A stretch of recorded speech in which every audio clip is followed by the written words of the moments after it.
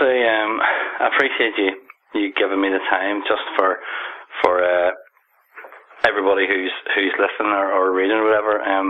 Obviously, fresh off your release a couple of weeks ago, just how you doing and what are you up to at the minute? Well, currently I'm just enjoying the first free time I've actually had for 7 years. Actually, probably my whole life. Like, I actually went from school to university while I was wrestling. Throughout the entire time, I started at 15, straight to WWE, and then I was non-stop in WWE for the past 7 years. So, yeah, literally I went from a school schedule, a university schedule, to a WWE schedule. So it's kind of nice to just relax. It's kind of stir crazy because I'm not used to relax. I've never been relaxed my entire life. As you say, I've always been in school. And then I was in the WWE with the hectic schedule, so it's just nice to chill out for the first time in my life, essentially. Jumping back to that time, as you say, in your teens, like, how did you get into the business, and what was the feeling from, like, your friends and family? Because obviously, as we know in the UK, it certainly isn't a full-time gig as such. Yeah, like, it was all I ever wanted to do. I spoke about it my whole life, and as you know, being from Ireland, you understand that everybody watches football back home.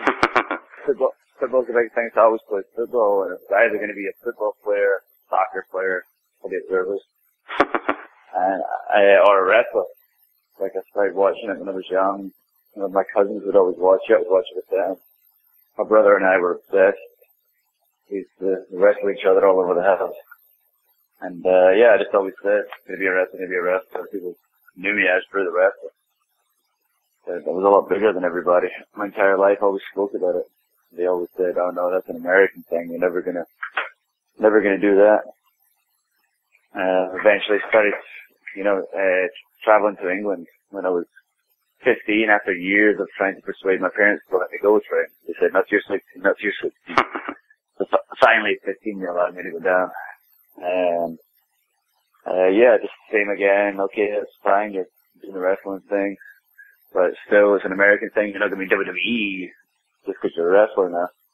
And then, yeah, I just, a tunnel vision. I mean, I was 21, had to try it in Wembley, and was fortunate enough to get signed. I mean, it's funny, because I remember you, obviously, from around that time that you got signed, because, as I was saying to you, I saw you here in Belfast on an Irish Whip wrestling show, which also included Sheamus and Adrian Neville, or Pac as he was at the time. Just for the benefit of everyone listening, how difficult was it to get noticed in the UK by the WWE or the majors? Like, I guess I didn't really know the protocol to get into WWE. Yeah. All I was concerned about was in my mind was getting better, doing whatever I could and become like the biggest name in Europe I could. And as you saw, like Sheamus and I were wrestling in Ireland over the title. We had the one TV show in the whole of Europe. Yeah. And then the main feud was based around myself and Sheamus, so we got a pretty good name for ourselves. And all I was thinking in my head, and Sheamus was the same, was we're just going to get better and better, big a name as possible, because one day we're looking to go to the WWE. And yeah, that's what we were concerned about at the time. I didn't think it was going to come so quick. I thought it was going to be, I don't know, years and years and years and years of work, which it was. Like, I did spend 6 years working hard, but it was my part-time job away from school. And I was fortunate enough, as I was finishing university, that it did happen when it happened, because I literally went from university straight to America. It was perfect timing. I mean, you signed, as you say, you had a couple of tryouts, and then you signed for them, and obviously you spent most of the next couple of years in OVW or FCW.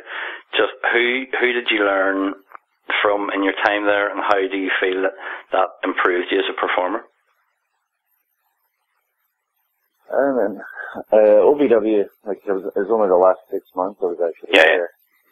And so I got to experience that, and Danny Davis was in charge, he's a great guy, and Alison was the trainer there, and he helped me out the best he could. So I was literally put on TV the second I got there. Yeah, yeah. Pretty much.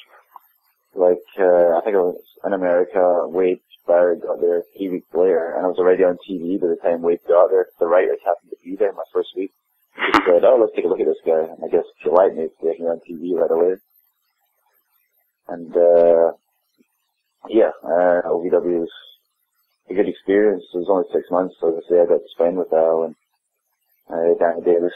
But, you know, when I was away, I was coming from the European style, which is a very different style, and I had to learn about how to use the cameras properly, like the hard cam, etc. Like, I had the TV show in Ireland, but like, we were kind of novices figuring out ourselves. We're just learning exactly, you know, where to put ourselves to get the best camera shots, etc. What I learned there, and then I went to FCW. When I came back up the road, I had the opportunity to develop my wrestling a little more. So it was still very European style based. And Steve Kern and Dr. Tom Pritchard, Norman Smiley, Billy Kidman, like all those guys. You know, Dusty Rhodes, when it came to the speaking, like helped me develop the style I have now. Like I was always fairly aggressive. Yeah. But Steve Kern especially, you know, brought out the aggression in me and just really got on me. If something didn't look believable, he could be on my ass for that one little thing in the match, and just, you know, he helped me own something he saw in me, which was my extreme aggression in the ring. FCW just helped develop the way I wrestle now and the way I speak now for Dusty Rhodes. Right. When you made your return proper again to WWE, obviously you were presented and trumpeted by none other than Vince himself as the future WWE champ or WWE champion. Do you think, in hindsight, that was kind of, I'm not saying millstone around your neck, but that it made it difficult for you, or did you view it the opposite? Did you use it as a chance to springboard yourself? But yeah, I thrive when I'm put under pressure like that. Like if I'm put in an environment to succeed, like if there's a lot of pressure, that's good for me. If I'm put in an environment to succeed, and it's like trying to like fight out of a prison cell, like I'm not exactly so, but that was, you know, the kind of pressure that I love. Yeah. Like put in a position that no one else has, an opportunity that no one else has. He endorsed me himself. That was just incredible. I didn't know he was going to do it. He literally just walked out. He said, you're going to go out after Vince and just do your promo. I knew he was going to promo. I was like, okay. And I watched him do the promo, say what he was saying. I said, and I just walked out right after him and reacted to that because I didn't know he was doing it. Nobody knew what he was going to say. He just went out and said it, and I walked out 2 seconds later. So it's pretty crazy. But yeah, I thrive under that kind of pressure, like positive pressure. Like I love. Like, that's when I rise to the occasion. And that was just unbelievable. Now, obviously then, in a short while after that, you, at the end of December 2009, you defeated John Morrison and you won the Intercontinental title at TLC. You must have obviously again seen this as a big boost for you. Oh yeah.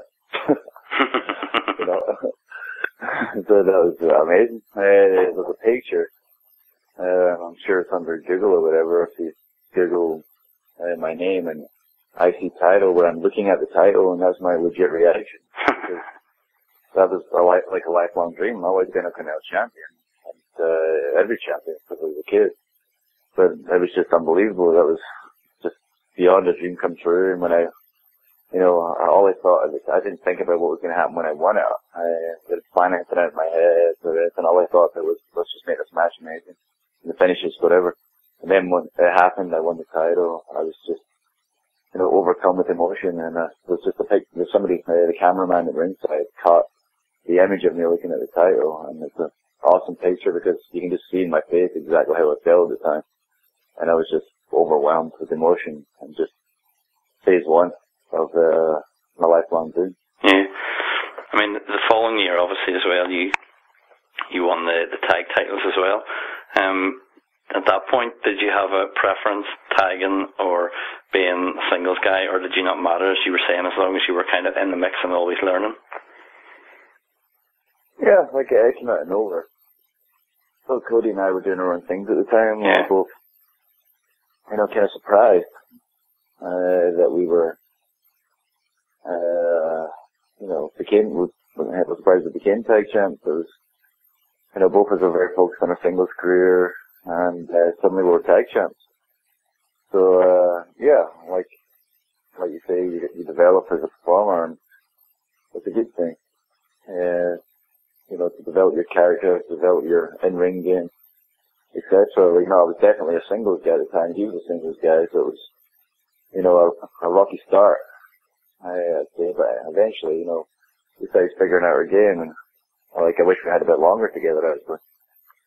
But that was an incredible feeling as well, winning the IC title and then becoming tag champion. It's pretty crazy. And by the time I was 25, it was just a good feeling. I mean, you're obviously most well known to a lot of fans recently when you were made part of 3MB, which a lot of fans obviously viewed as a quote-unquote comedy tag team, but I always felt that you were all, the three of you, very underutilised and to an extent underappreciated. Do you think that they could have done more with the group, or had it got to the point where WWE had kind of diluted it so much that there wasn't anything else you could have done? I appreciate the positive comments, but I've said this a couple of times. Said we were pretty much dead in the water before we started. Yeah. It was the boss's idea. He was very into it and had all these great ideas, but unfortunately, my wrist was broken, and I literally got surgery the week after CMU was formed. And for the guy who's supposed to be the hero of the group and the ass kicker, having a cast on his wrist and being unable to touch anybody or be touched for 6 months, so that kind of halted us from the start. And we went in the behind the music video, and we had a good couple of first weeks. It was very entertaining. But after I couldn't do anything. But I don't know if the doctors informed the writers or Vince himself at the time to let them know that I was hurt. But we went full steam with it, and then when that happened, we were, a two-man band with me just on the outside. And then the Shield debuted right after, so it was just bad timing, one thing after the other, and, things halted, and, we just stuck around, we developed a bit of a following, but there was only so much that we could possibly have done at the stage where we're at. I mean, obviously, it came as, a couple of weeks ago, a lot of the releases were shocks to people, but none more so genuinely than yourself, because a lot of people viewed you and know the talent that you had and know how good you were, and kind of said, okay, it'll just be a repackaging job, and then it came out of the blue sort of for everyone. Just off the back of it, do you have any regrets? Might be the wrong way to put it, but do you have anything that, apart from maybe the cast on your wrist, anything you would have changed? It's not my position to,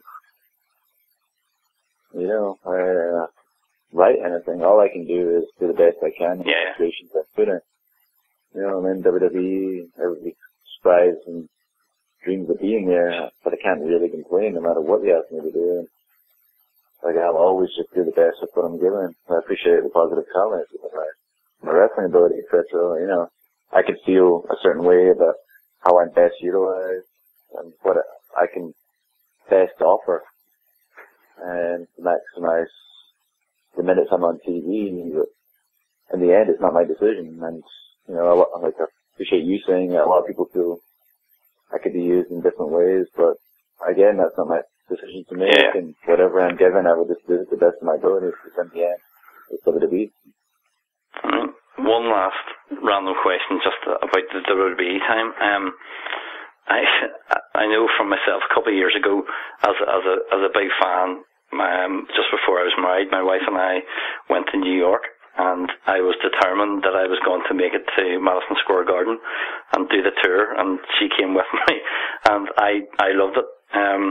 Obviously because I was such a fan, and with yourself being such a fan and wanting and hoping to get to WWE.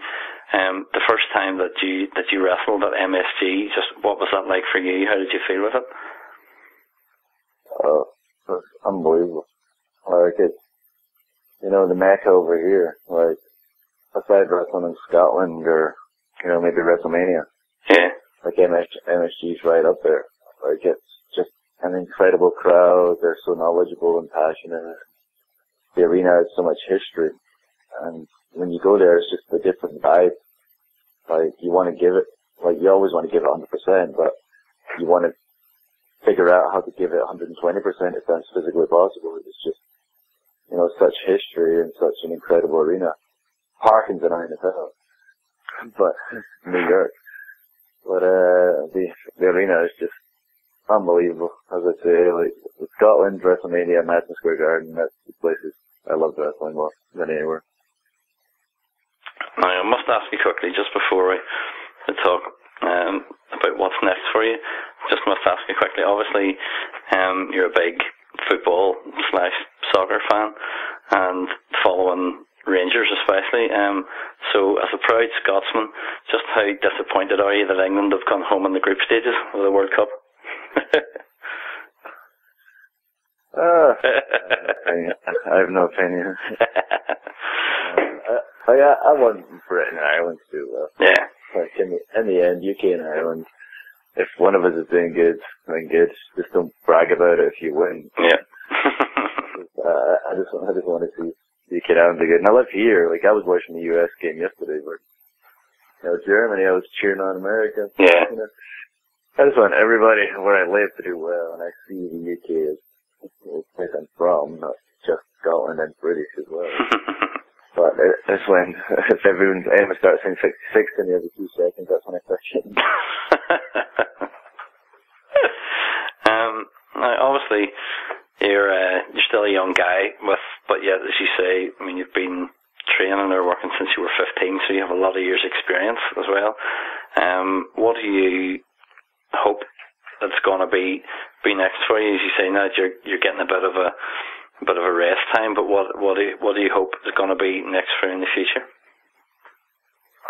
I don't know, it's as simple as I plan to be the biggest wrestler in the world outside of WWE, like that. My 100% goal, I'm very driven, very fired up, and very focused, and have a clear idea in my mind what I'm going to do, and I'm not going to stop. Like, I'm going to explore some other opportunities and some other avenues while I'm at it, but I will not be content until I'm the biggest player outside of WWE, and that's as simple as it is in my mind. Like, every single night that I'm in the ring, I'm not a guy who's going to phone it in like some people do when they travel around. But I go out there and I will be frustrated out of my mind if I don't have the best match on the show. Like, even if, like, 2 guys half my size go out and below everybody out the water, I plan to go out as a bigger guy, no matter who my opponent is, and just make sure that I have a standout match in every single show, and that's how I'm going to build my reputation. Not just as a marketable person with my look, etc., but in my in-ring work, I want to be the most complete wrestler in the world, and I'll be back. I will. It's not I maybe will. I will be back in WWE, and hopefully we'll get the opportunity to show what I can really do. Obviously, linked to that, will we be seeing you back here in the UK and Ireland at some point soon, do you think? Or? Yeah, there's a very good chance. I'm going to be back in Scotland in August, at the end of August, wrestling. And I'm talking right now about coming back to Ireland in September. Cool. So that's just about finalized now. So as you can be seeing me, if you can make it along, come along and check it out. It'll be in the end of September, I believe it is. It's just about finalized. Cool. Just a couple of sort of final questions. As you say, you have your degree from university that you did while you were wrestling here in the UK. So if something was to happen and you weren't able to wrestle, you have that to fall back on. Would you advise anyone getting into the business now to do the same sort of thing, to have this backup or to have another plan in mind, or would you advise them to just leave it and go for it? Oh no, like 100%. Skills the most important thing. Like, there's no guarantees in life. And, the only, guarantees of getting, good employment, because there's such a lack of opportunities for employment out there, is getting a great education. So, yeah, I would say get, as many qualifications as you can, stick in school, finish it, go as far as you can in school as you possibly can, while at the same time, your free time, you have your tunnel vision outside of school. I had very much a tunnel vision my whole life, that this is what I was going to do. I was told, you can't do this, you can't do this, so I just blocked everything out and just did complete tunnel vision. That's how you succeed, but skill is such an important thing. 100%, you have to be more respected, and, even in like WWE, like everybody's educated pretty much now. Like it's a different breed. Yeah. Wrestlers these days than it was in the past. There's a lot of intelligent people out there, and, things are really good in wrestling right now. Well, how can the fans keep up to date with what you're doing, whether it's Twitter, Facebook, or whatever, and do you have any words for them at the moment, just to share with them?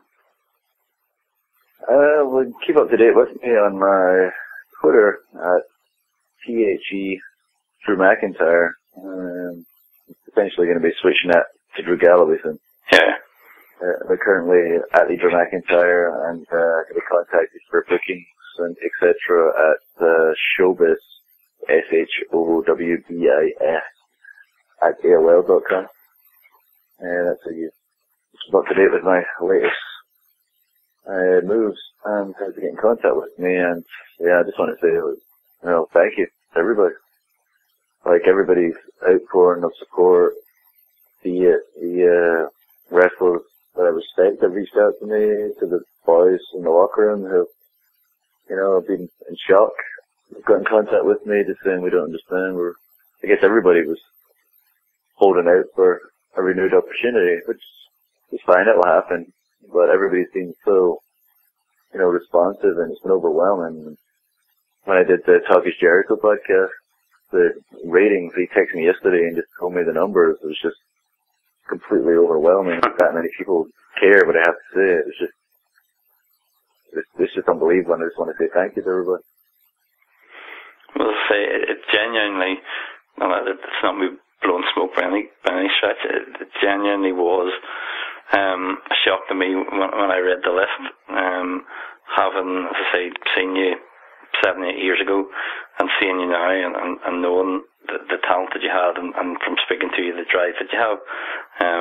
It's obvious. Well, it was obvious to me that you should still be there, but the desire that you have to get back there and show what you really have. Thank you. I think everybody's going to show. I think talent relations for sure. But the boss is one of the smartest people I've ever met in my life. Like, maybe he has a plan in his head. Maybe he wants to light this fire under me because he has. More motivated than I've had in a very long time. And maybe it's part of a grand plan for him. I don't know. But all I know is how motivated I am, and I plan to be back. That's the greatest place to be. And I just want to be back and, be in a position where I can be, doing for them what I know I can do. And I don't feel like I've done that for a very long time. So I'm excited for the future. Cool. Well, as I say, I genuinely really appreciate you giving me this 30-40 minutes this afternoon. It's been much appreciated, and it's been really, really good. No problem. So thank you for getting in contact. Big fan of the website. I always have been since I was a kid, so this is definitely what I wanted to do. This is a written interview, yeah? Yeah. More relaxing usually today with my talk. But I was just driving when I first started, and then I'm chilling out on the couch now. very much more relaxed. Then there's radio interviews, and also I'm standing up, and my hands are waving around, and I'm all into it. I can actually be relaxed and just talk with them. So that's kind of nice for a change.